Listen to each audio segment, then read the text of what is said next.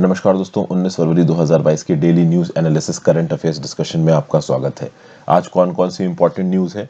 तो तमिलनाडु ने ये जो इंडियन न्यूट्रिनो ऑब्जर्वेटरी प्रोजेक्ट है थेनी तमिलनाडु के अंदर, जो कि कुछ हद तक केरला के अंदर भी फैला हुआ है, इसको इम्प्लीमेंट करने से मना कर दिया है। इससे पहले जो AIADMK की सरकार थी, ऑल इंडिया अन्ना द्रविड़ मुनेत्र कज़गम की सरकार, वो इसके फेवर में थी। अभी प्रेजेंट DMK की सरकार इसके अगेंस्ट में। इस प्रोजेक्ट को समझने की कोशिश करेंगे। हालांकि मैं बता दूं, communist party of India Marxist की जो सरकार है केरला के अंदर, वो इस प्रोजेक्ट के फेवर में, तो इसको डिस्कस करेंगे। फिर यूएस ने एब्राम टैंक्स पोलैंड को बेचने के लिए अनाउंस किया है, इस न्यूज को देखेंगे। इंडिया यूएई ने अपना फ्री ट्रेड एग्रीमेंट साइन कर दिया है, एक रेवोल्यूशनरी स्टेप हुआ है, इस न्यूज को देखेंगे। यूक्रेन क्राइसिस पे इंडिया की जो पोजीशन है, जो स्टैंड है, उसको रशिया सपोर्ट कर रहा है। 2008 के जो अहमदाबाद सीरियल ब्लास्ट केस हुए थे, उसमें अभी कुछ सजाएं सुनाई गई हैं, इसको देखेंगे। और सुप्रीम कोर्ट ने यूपी को बोला है कि ये जो एंटी CAA प्रोटेस्ट हो रहे थे, सिटीजनशिप अमेंडमेंट एक्ट वाले प्रोटेस्ट, वहां पे जिन जिन को भी आपने पकड़ा है और जिनकी प्रॉपर्टी सीज की है, पेनल्टी लगाई है, वो आप रिफंड कर दो। तो इतनी न्यूज है, लगभग 6 इंपॉर्टेंट न्यूज है, जिनको हम लोग यहाँ पे समझने की कोशिश करेंगे। वर्ड ऑफ द डे देख लेते हैं, कैस्टिगेट। इसका मतलब होता है रेप्रिमांड, रेब्यूक, एडमोनिश, चाइल्ड। मतलब डांटना, फटकारना, आलोचना करना, क्रिटिसाइज करना। कैस्टिगेट मतलब या तो डांट दिया या फिर नेगेटिव सेंस में उसको कुछ बोल दिया उल्टा सीधा, इसको कैस्टिगेट कहते हैं। तो क्या लिखा हुआ? She was castigated for not setting a good example. आपने कुछ ऐसा काम किया जो कि अच्छा नहीं माना जा रहा है, तो आपको डांट दिया गया, उसके लिए फटकार दिया गया, तो कैस्टिगेट हो गया। आगे बढ़ने से पहले वीडियो पे लाइक का बटन दोस्तों, अगर अब तक आपने चैनल को शेयर और सब्सक्राइब नहीं किया है, कर दीजिए। इंस्टाग्राम पे फॉलो कर लीजिए, टेलीग्राम ग्रुप ज्वाइन कर लीजिए। टेलीग्राम पे आपको इस लेक्चर की PDF मिल जाएगी। And if possible friends, please click the join button, that is specifically very helpful. चलिए, पहली news, 2008 Ahmedabad serial bomb blast. एक स्पेशल कोड बनाया गया था इसके लिए, ताकि 2008 के अहमदाबाद सीरियल ब्लास्ट के केसेस में एक्यूज्ड को स्पीडी ट्रायल दिया जा सके। अब क्या स्पीडी ट्रायल, कहां 2008 और कहां हम चल रहे हैं 2022 में। इन अहमदाबाद के ब्लास्ट में 56 लोगों की जाने गई थी, 200 लोग यहां पे इंजर्ड हुए थे, 49 लोगों को यहां पे कन्विक्ट किया गया था। इन 49 में से 38 लोगों को मौत की सजा सुनाई गई है और बाकी 11 लोगों को लाइफ टर्म्स इन जेल दिया गया। मतलब अब वो जितने भी दिन जिंदा रहेंगे वो जेल के अंदर ही रहेंगे। ये जो 49 लोग कन्विक्ट किए गए ना, 8 फरवरी को स्पेशल जज AR पटेल द्वारा कन्विक्ट किए गए थे और 38 लोगों को यहां पे छोड़ दिया गया था। केस 49 प्लस 38 लोगों के अगेंस्ट चल रहा था, लगभग 87 लोगों के अगेंस्ट चल रहा था। प्रॉब्लम यहां पे ये है कि 38 लोगों के अगेंस्ट प्रॉपर तरीके से आप कह लो कि, तो ये वो एक ऐसा केस बताया जा रहा है जहां पे सबसे ज्यादा तादाद में लोगों को मौत की सजा सुनाई गई है। 38 लोगों को मौत की सजा सुना दी गई। तो डिफेंस लॉयर ने बोला कि एक केस में 38 लोगों को मौत की सजा सुनाई गई, ये अब तक का सबसे हाईएस्ट नंबर है। इससे पहले जब हमारे फॉर्मर प्रधानमंत्री राजीव गांधी जी का असैसिनेशन हुआ था, तो वहां पे 26 लोगों को एक बार में मौत की सजा सुनाई गई थी। हालांकि एग्जीक्यूट उनको आज तक नहीं किया गया, उनकी रिहाई की बात चल रही है। तमिलनाडु में एक मेजर इशू बना हुआ है ये।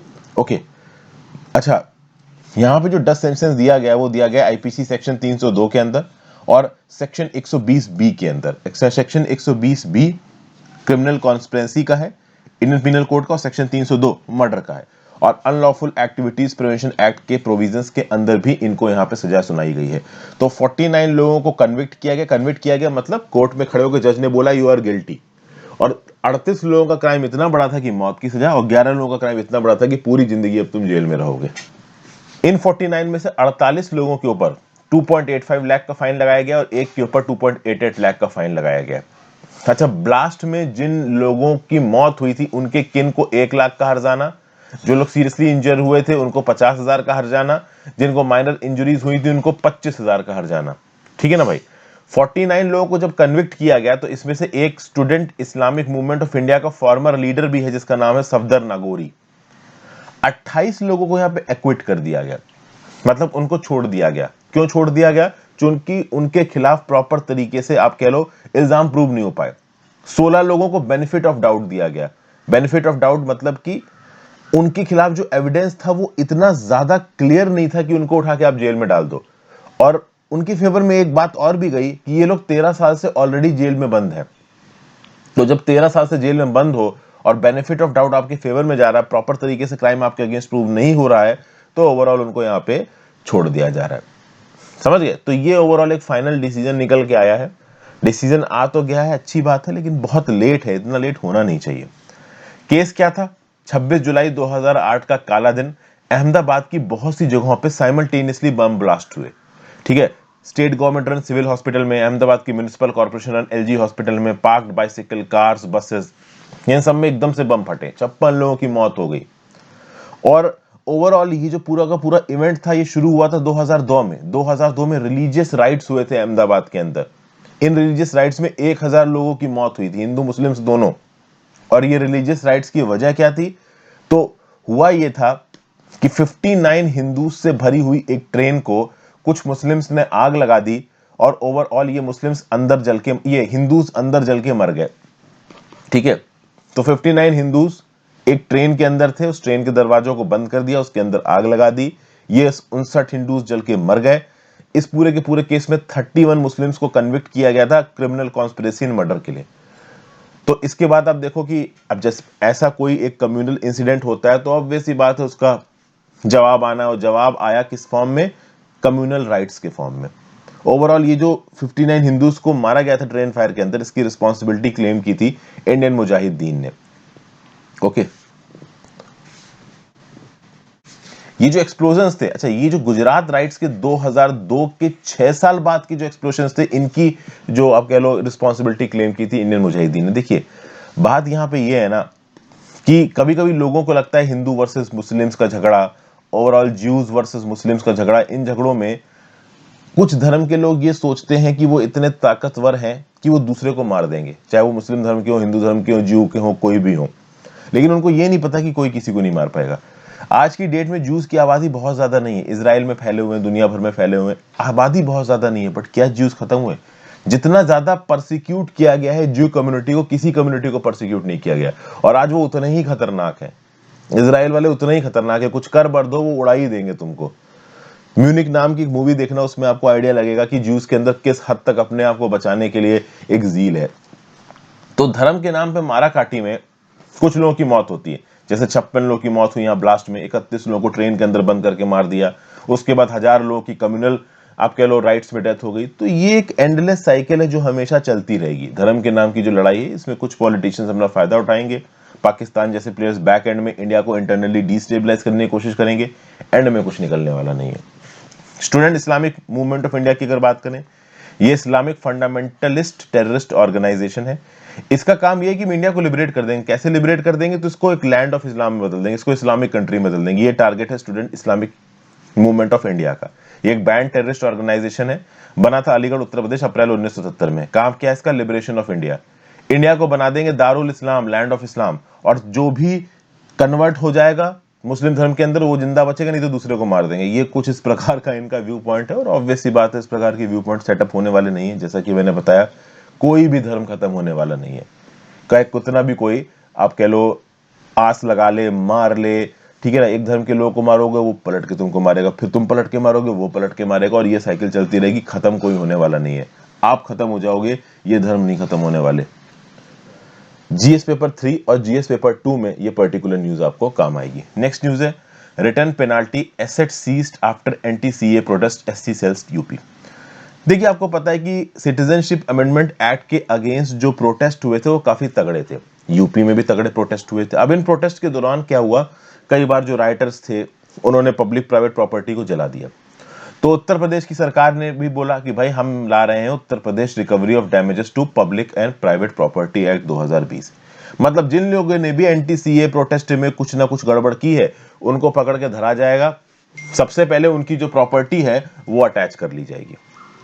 आप समझिए यहाँ पे Uttar Pradesh recovery of damages to public and private property act क्या बोल रहा है कि जो जो भी बवाल कर रहा है एंटी सीए एक्ट में, जिसके ऊपर जरा सा भी राज्य की सरकार को शक है कि इसने किसी प्राइवेट या पब्लिक प्रॉपर्टी को तबाह किया है, तो उसकी प्रॉपर्टी हम अटैच कर लेंगे, उसके ऊपर केस चलाया जाएगा। केस में अगर वो पार्डन कर दिया जाता है, उसको छोड़ दिया जाता है, तो हम प्रॉपर्टी वापस कर देंगे।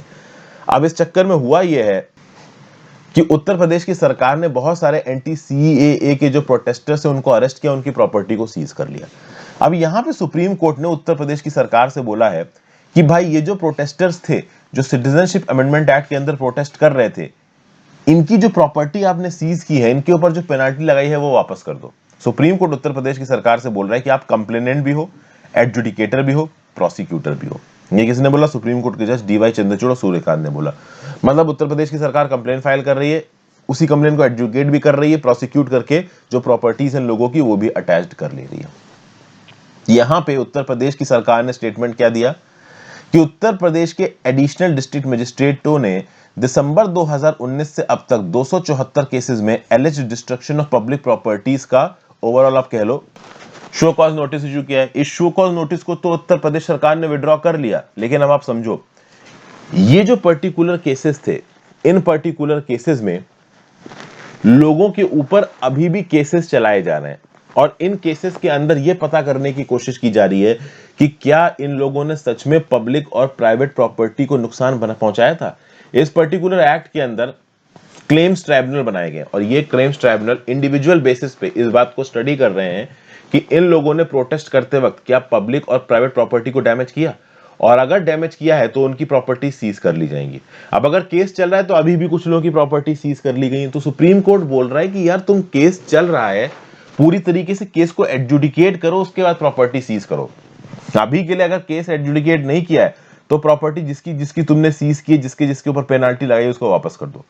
तो उत्तर प्रदेश के बिहाफ पे जो एडिशनल एडवोकेट जनरल है गरिमा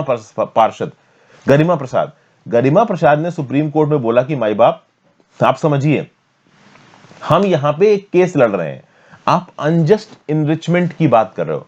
what is basically this unjust enrichment? देखिए, a benefit obtained from other not intended as a gift and not legally justifiable for which the beneficiary must make reconstitution or recompense। यहां पे उत्तर प्रदेश की सरकार ने जो जो भी प्रोटेस्टर्स थे उनकी प्रॉपर्टी को सीज किया। अब सुप्रीम कोर्ट बोल रही कि वो प्रॉपर्टी पेनल्टी वापस कर दो। उत्तर प्रदेश की सरकार बोल रही है कि अगर इन प्रोटेस्टर्स की सीज की हुई प्रॉपर्टी हम बिना प्रॉपर तरीके से केस को एडजुडिकेट किए वापस कर देंगे तो कल की डेट में इन प्रोटेस्टर्स को लगेगा कि कभी भी प्रोटेस्ट करो, कभी भी बवाल मचाओ और तुम्हारी प्रॉपर्टी भी वापस हो जाएगी, तुम्हारे ऊपर कोई पेनाल्टी भी नहीं लगेगी। सुप्रीम कोर्ट ने बोला हम ये नहीं कह रहे हैं कि आप पेनाल्टी मत लगाओ, हम ये नहीं कह रहे हैं कि आप सजा मत दो, आप अपने ट्राइब्यूनल में पूरी तरीके से प्रोसीडिंग्स करो। प्रोसीडिंग्स में जब केस फाइनली डिसाइड हो जाए कि हाँ भाई इस पर्टिकुलर इंडिविजुअल ने गलती की है, तब उसकी प्रॉपर्टी सीज करो, तब उसके ऊपर पेनाल्टी लगाओ। अभी के लिए इन ट्राइब्यूनल्स ने प्रॉपर्टी सीज कर ली है, केस चालू है, तो केस को एडजुडिकेट करके पेनाल्टी लगाओ, पहले ही मत लगा दो पेनाल्टी। ये सुप्रीम कोर्ट का बोलना है। तो उत्तर प्रदेश का ये जो पर्टिकुलर एक्ट आया था जिसका नाम है आपका Uttar Pradesh recovery of damages to public and property act, private property act of 2020, इसमें प्राइवेट प्रॉपर्टीज को काफी हद तक अटैच किया गया था उन लोगों की जो यहां पे प्रोटेस्ट कर रहे थे।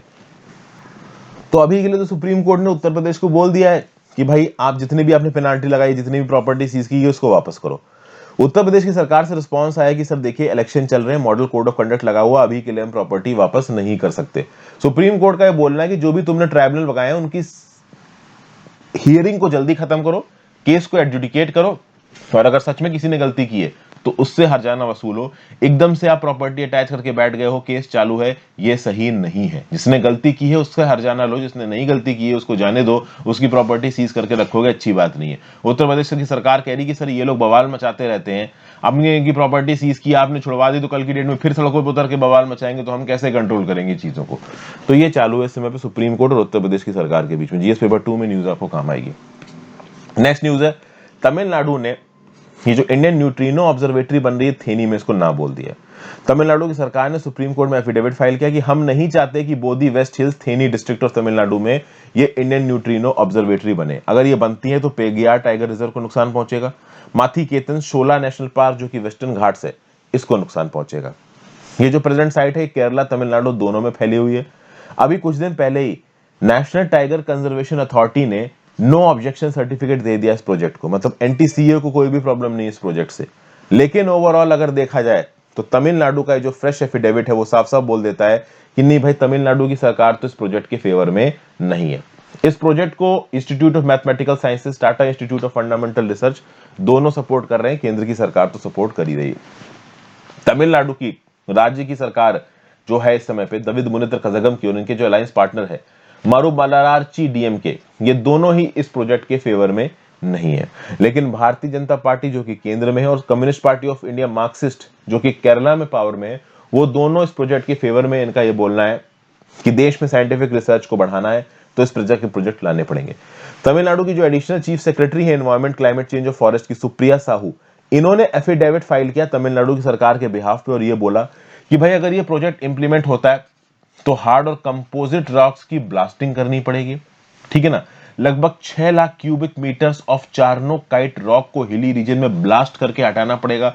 लोकल इकोलॉजी तबाह हो जाएगी, आसपास के एनवायरमेंटल रिसोर्सेज जो भी टाइगर नेशनल पार्क है वो पूरी तरीके से तबाह हो जाएंगे। कंस्ट्रक्शन मटेरियल बहुत हद तक पाइलअप होगा, नीचे का बेस कमजोर होगा, कंजर्वेशन एक्टिविटीज तो होंगी ही, यहाँ पे सीज्मिसिटी इंड्यूस हो जाएगी। इस प्रकार की बहुत सी प्रॉब्लम्स आने वाली है, वो तो देखो आएंगी। इतने मेजर लेवल पे जब कोई प्रोजेक्ट इंप्लीमेंट किया जाएगा तो ये प्रॉब्लम तो आनी है। अंडरग्राउंड एक्सकेवेशंस होंगे, ट्रांसपोर्टिंग होगी, टनल बनेगी। ये जो इंडियन न्यूट्रिनो ऑब्जर्वेटरी एक पार्टिकल फिजिक्स रिसर्च प्रोडक्ट है एटमॉस्फेरिक न्यूट्रिनोस को स्टडी करने के लिए। ओके, आप कह सकते हो कि यहां पे इतना बड़ा मैग्नेट लगाया जाएगा जो कि दुनिया का अब तक का सबसे बड़ा मैग्नेट है। जो कॉम्पैक्ट मॉन सोलोनाइट डिटेक्टर सन जेनेवा स्विट्जरलैंड में लगाया गया था, वहां पे जो मैग्नेट था वो 12,500 टन का था। यहां पे इस 12,500 टन से 4 गुना बड़ा मैग्नेट लगाया जाएगा। तो अपने आप में बहुत बड़ा प्रोजेक्ट है। तो क्यों है ये प्रोजेक्ट? न्यूट्रिनोस को स्टडी करने के लिए। न्यूट्रिनोस को पहली बार डिटेक्ट किया गया था 1959 में। न्यूट्रिनोस आप कह लो फोटॉन्स के बाद सबसे ज्यादा एबंडेंट पार्टिकल है, दूसरे नंबर के मिस्टीरियस पार्टिकल्स हैं। Nuclear reactions in sun, stars और एल्सवेयर प्रोड्यूस होते हैं। हमारी बॉडी से हर सेकंड लाखों की तादाद में, ट्रिलियंस की तादाद में न्यूट्रिनोस पास होते रहते हैं, हमें पता तक नहीं चलता है। जिस डायरेक्शन में न्यूट्रिनो चलते हैं उसके अगेंस्ट उसका स्पिन होता है। स्पिन की एग्जैक्ट डायरेक्शन डालने के लिए आपको पार्टिकल फिजिक्स में घुसना पड़ेगा, जिसकी जरूरत नहीं है। तो ओवरऑल इन न्यूट्रिनोस को स्टडी करके आगे आने वाले समय में ग्रेविटेशनल इफेक्ट्स और भी बहुत प्रकार की पार्टिकल फिजिक्स की हम लोग इंट्रिकेसीज जान सकते हैं, लेकिन उसके लिए प्रोजेक्ट बनाना पड़ेगा और प्रोजेक्ट के प्रति यहाँ पे भयंकर अपोजिशन आ रहा है। यहाँ पे नेशनल टाइगर कंजर्वेशन अथॉरिटी भी न्यूज में। क्या है ये? स्टैट्यूटरी बॉडी है under ministry of environment, forest और क्लाइमेट चेंज। 2005 में इसको स्टैब्लिश किया गया था on the recommendation of tiger task force. इसको स्टैब्लिश किया गया है under wild life protection act 1972। 2006 में इसको अमेंड किया गया था। टाइगर कंजर्वेशन के लिए पावर्स दी जाती हैं, फंक्शंस दी जाते हैं एनटीसीए को। जीएस पेपर 3 में न्यूज आपको काम आएगी। नेक्स्ट, इंडिया ने जो स्टेटमेंट दिया है यूक्रेन क्राइसिस के ऊपर, उसको रशिया सपोर्ट करता है। रशिया का ये बोलना है कि भाई इंडिया की तरफ से जो स्टेटमेंट आया है यूनाइटेड नेशन सिक्योरिटी काउंसिल में कि क्वाइट और कंस्ट्रक्टिव डिप्लोमेसी की जरूरत है टेंशंस को कम करने के लिए, हम इस पर्टिकुलर इंडियन स्टैंड को सपोर्ट करते हैं। जो रशियन एम्बेसी है इंडिया ने, इसने क्या बोला है? We welcome India's balanced principle and independent approach. Overall हम ऑब्वियस सी बात है रशिया को नाराज नहीं करना चाहते और यूएस के बिल्कुल हमें गुलाम भी नहीं बन जाना है। तो ओवरऑल यहाँ पे यूएस लाइन को टो करने से सीधे सीधे इंडिया ने मना कर दिया है। यूएन सिक्योरिटी काउंसिल में इंडिया के जो परमानेंट रिप्रेजेंटेटिव है टीएस तिरुमूर्ति साहब, उन्होंने बोला है कि भैया डी एस्केलेशन करो, हर कंट्री की जो सिक्योरिटी आप कह लो पैरामीटर्स है उनको यहाँ पे मानने की जरूरत है। इस प्रकार की बातें कह के ओवरऑल रशिया के साथ अपनी दोस्ती को मेंटेन रखा है इंडिया ने। जीएस पेपर 2 इंटरनेशनल रिलेशंस में न्यूज आपको काम आएगी। फिर नेक्स्ट है इंडिया यूएई साइन एफटीए। भैया इंडिया और यूनाइटेड अरब एमिरेट्स के बीच में फ्री ट्रेड एग्रीमेंट साइन हुआ है।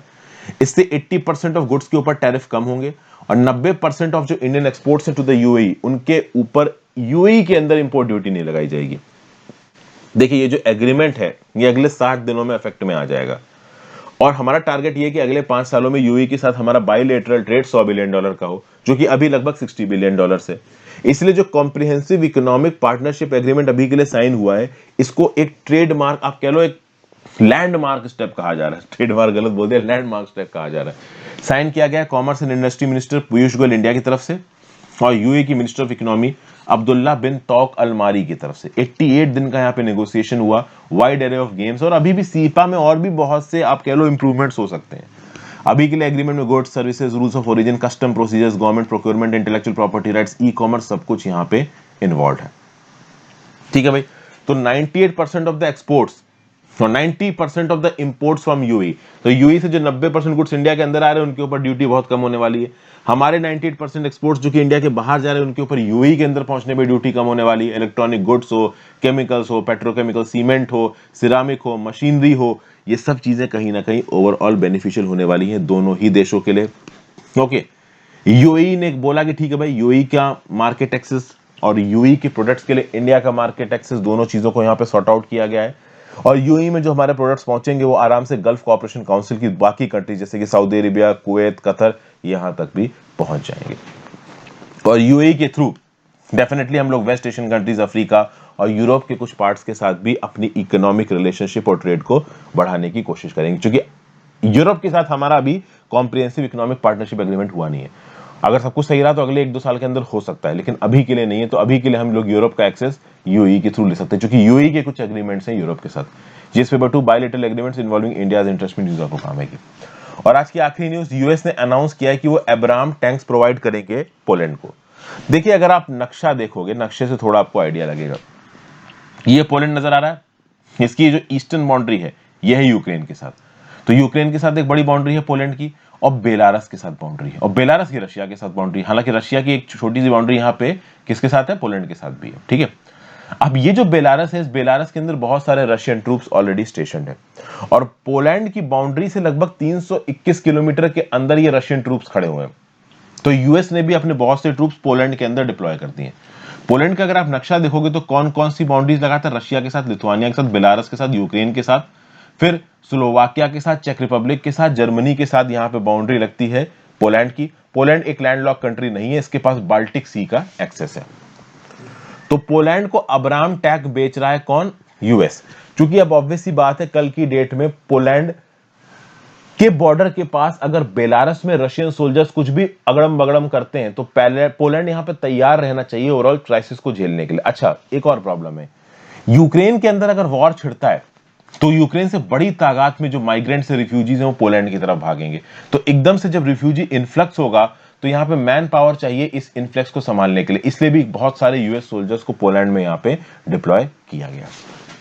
ठीक है, तो 250 एब्राम टैंक्स बेचेगा यूएसए किसको, पोलैंड को। ऐसा किसने अनाउंस किया, डिफेंस सेक्रेटरी यूएस के लॉयड ऑस्टिन ने अनाउंस किया। तो नो डाउट यूक्रेन और रशिया के विवाद में यहाँ पे पोलैंड को टैंक बेचना, ये भी एक कह सकते हो कि एक लार्जर जियोपॉलिटिकल कंटेक्स्ट में इवेंट है। अभी पोलैंड में वार्सो पहुंचे मिस्टर ऑस्टिन, और वहां पे बोला कि भाई पोलिश लीडर्स बहुत अलार्म्ड है, हजारों की तादाद में लोग यूक्रेनियन बॉर्डर पे तो डिप्लॉयड है ही, बेलारस में भी हजारों की तादाद में रशियन फोर्सेज अवेलेबल हैं। तो कल की डेट में अगर मॉस्को अटैक कर देता है तो हो सकता है बेलारस के अंदर से ही पोलैंड के ऊपर अटैक आ जाए। हालांकि ऐसा होगा नहीं, व्लादिमीर पुतिन ने मना कर दिया, मोस्ट प्रोबेबली यूक्रेन के ऊपर भी अटैक नहीं होगा, लेकिन तैयारी यहां पे पूरी जारी है। पॉलिश बॉर्डर से 321 किलोमीटर के अंदर बेलारस के अंदर, जैसा कि मैंने आपको बताया कि रशियन सोल्जर्स मौजूद हैं, तो पोलैंड अपने डिफेंसेस को यहां पे स्ट्रांग कर रहा है, और उसके लिए यहां पे एब्राम टैंक्स यूएसए पोलैंड को बेच रहा है। आगे आने वाले समय में यह भी बोला जा रहा है कि US missile defence site put up की जाएगी पोलैंड के अंदर। पोलैंड और यूएस के रिश्ते बहुत ज्यादा अच्छे हो रहे हैं। 5000 एडिशनल यूएस ट्रूप्स को पोलैंड के अंदर डिप्लॉय किया जाएगा, और एडिशनल एयरक्राफ्ट्स भी पोलैंड के अंदर डिप्लॉय करेगा कौन, यूएसए। एक एब्राम बैटल टैंक में 4 पर्सनल्स होते हैं, एक मैनुअली लोडेड कैनन होती है। इस पर्टिकुलर बैटल टैंक से मिलिट्री आर्म्ड व्हीकल्स पे भी गोले दागे जा सकते हैं, लो फ्लाइंग एयरक्राफ्ट के ऊपर भी गोले दागे जा सकते हैं। जनरल डायनामिक्स जिसने बनाया है इस एब्राम टैंक को, इसने बताया। ठीक है भाई, पोलैंड वो जगह है जहां पे सॉलिडारिटी ट्रेड यूनियन मूवमेंट शुरू हुआ था। पोलैंड रशियन एक्सपेंशनिज्म से काफी डरा हुआ है। पोलैंड को ऐसा लगता है रशिया एक बड़ी कंट्री, और अगर वो एक्सपेंड करेगी तो पोलैंड की एग्जिस्टेंस खत्म हो जाएगी। पोलैंड में चाहे कंजर्वेटिव गवर्नमेंट हो चाहे लिबरल गवर्नमेंट हो, वो बहुत हद तक प्रो वेस्टर्न रही है। और 2014 के बाद जब से यूक्रेन प्रो वेस्टर्न खेमे में आया है, तब से पोलैंड और यूक्रेन के रिश्ते भी बहुत अच्छे रहे। यूक्रेन को इंटरनेशनल आप कह लो पॉलिसी नेगोशिएशंस में पोलैंड काफी सपोर्ट करता है, रशिया के अगेंस्ट बात करता है। बट ओवरऑल पोलैंड भी जानता है कि वो बहुत बड़ी कंट्री नहीं है। कल की डेट में रशिया की तरफ से अटैक आएगा तो पोलैंड टैकल नहीं कर पाएगा, इसलिए पोलैंड वॉशिंगटन के साथ अपनी जो मिलिट्री एंगेजमेंट है उसको बहुत प्रायोरिटी बेसिस पे बढ़ा रहा है। इनफैक्ट पोलैंड का जो लास्क एयर बेस है ना, इस लास्क एयर बेस पे F-15 फाइटर जेट्स को डिप्लॉय किया है यूएस ने। बहुत सारे यूएस के F-15 fighter jets लास्क air base Poland में डिप्लॉयड है। तो ये जो मिलिट्री रीऑर्गेनाइजेशन हो रहा है यहां पे ओवरऑल पोलैंड भी बहुत हद तक इन्वॉल्व है। ठीक है, अच्छा, पोलैंड में अमेरिकन ट्रूप्स भी। तो अमेरिका जब भी इस प्रकार का कोई मिलिट्री डिप्लॉयमेंट करता है तो क्या बोल देता है कि कल की डेट में अगर रशिया अटैक करता है यूक्रेन के ऊपर तो यूक्रेन से चीजें प्रॉब्लमेटिक हो सकती हैं पोलैंड के अंदर। तो पोलैंड के अंदर जो अमेरिकन सिटीजन है उनको बताना हमारी जिम्मेदारी है, तो हम यहाँ पे अपनी मिलिट्री डिप्लॉय कर रहे हैं। इस प्रकार का पपलू देके अमेरिका अपने लोगों और दुनिया को बेवकूफ बनाने की कोशिश करता है। बेवकूफ कोई भी नहीं है, ये एक लार्जर जियोपॉलिटिकल गेम चल रहा है जिसमें दो प्लेयर्स हैं, एक यूएसए है और एक रशिया है। और इसी कंटेक्स्ट में यहाँ पे पोलैंड में अपने डिप्लॉयमेंट करके ओवरऑल अपने स्टैंड को यूएस स्ट्रांग करने की कोशिश कर रहा है। सीधे सीधे यूक्रेन के अंदर आप कह लो ट्रूप्स डिप्लॉय नहीं कर रहा है यूएसए, क्योंकि अगर यूक्रेन के अंदर डिप्लॉय कर दिए तो सच में व्लादिमीर पुतिन अटैक कर देगा और बहुत प्रॉब्लम बढ़ जाएगी। ठीक है, जीएस पेपर 2 इंटरनेशनल रिलेशंस में न्यूज काम की थी। तो आज के लिए इतना ही था। Thank you for watching friends. ज्यादा से ज्यादा लोगों के साथ लेक्चर को शेयर कीजिएगा, इंस्टाग्राम पे फॉलो कर लीजिए, टेलीग्राम ग्रुप ज्वाइन कर लीजिए, दोनों ही चीजों का लिंक नीचे दिया हुआ है। हैव अ ग्रेट डे, पढ़ते लिखते रहिए, गुड बाय।